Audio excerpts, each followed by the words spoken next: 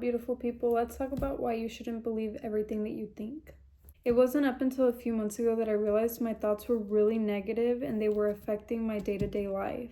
I struggle with a lot of negative thoughts and negative self-beliefs. After my mother figure passed away, I started really drowning in all of it, and I no longer had the mental capacity to push through it or ignore it or redirect those thoughts to thoughts that I actually wanted to have. It's so important that you question every single thought that you have, because you won't realize that a lot of the thoughts you have are preconceived notions, ideas, experiences that you've picked up from your life experiences.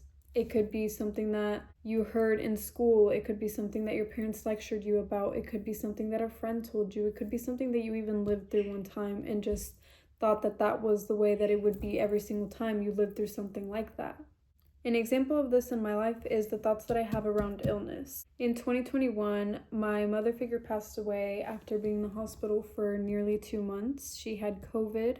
The situation progressively got worse and there's more to it, but just the idea of illness in general now is tied to death for me. So when I think hospital, when I think illness, when I think somebody's not feeling well, anything that has to do with those topics, my brain immediately ties to the worst case scenario, and it's almost like my body has this immediate reaction. Like whenever illness pops up in my life, whether it be somebody getting sick, whether I don't feel well, or somebody on TikTok or whatever it may be, I get hit with this intense wave of doom and anxiety because my thoughts immediately go, oh my gosh, death. But that's not true. Because if I step out of that tunnel vision and think about it realistically, illness does not always mean death. People can have all sorts of illnesses and not die.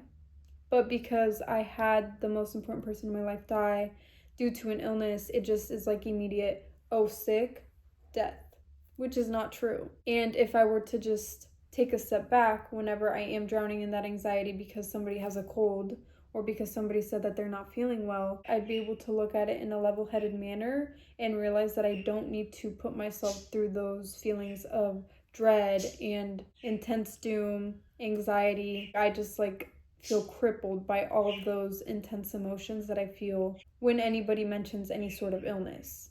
Redirecting that thought process is going to save me so much energy and so much time that I waste feeling crippled and feeling anxious and feeling fearful, because all of those things are not going to change the outcome of the situation. So realistically, what are all those negative emotions doing for me? Making me suffer. I am unnecessarily suffering. There are so many things reminding me lately not to believe everything that I think. One of them being the Daily Stoic quote today. It's titled, "The Source of Your Anxiety." When I see an anxious person, I ask myself, what do they want? For if a person wasn't wanting something outside of their own control, why would they be stricken by anxiety? Epictetus Discourses 2:13-1. The anxious father, worried about his children. What does he want? A world that is always safe. A frenzied traveler, what does she want? For the weather to hold and for traffic to part so she can make her flight. A nervous investor, that the market will turn around and an investment will pay off. All of these scenarios hold the same thing in common. As Epictetus says, it's wanting something outside our control. Getting worked up, getting excited, nervously pacing. These intense, pained, and anxious moments show us at our most futile and servile. Staring at the clock, at the ticker, at the next checkout lane over, at the sky. It's as if we all belong to a religious cult that believes the gods of fate will only give us what we want if we sacrifice our peace of mind. Today, when you find yourself getting anxious, ask yourself, why are my insides twisted into knots? Am I in control here, or is my anxiety? And most important, is my anxiety doing me any good? I ask myself that question, and if I'm being honest with myself, 90% of the time my anxiety is doing me so much harm. It's not doing me any good. If anything, it's making me suffer, unnecessarily, 24/7. Questioning my thoughts has helped me identify which are really mine and which are just coming from fear or from preconceived ideas that I've gathered from outside sources, from family, seeing a video, hearing it, reading it, whatever it may be. Separating my thoughts from me has helped me identify which thoughts I'd like to have and which thoughts are not helping me. which thoughts are no longer serving me. It's crazy that I didn't even start doing this until a few months ago because my best friend, she said she's been like that her whole life and it's helped her really gain confidence in her own beliefs and what she stands on. But I feel like for me, I didn't start learning that until a few months ago. It was almost as if I felt like all of my thoughts were true. I didn't question any of them.